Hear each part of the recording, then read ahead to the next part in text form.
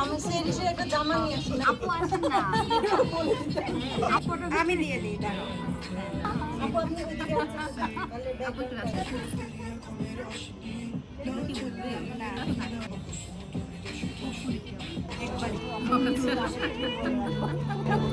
এটা কি ছবি তোলা শুরু? হ্যাঁ হ্যাঁ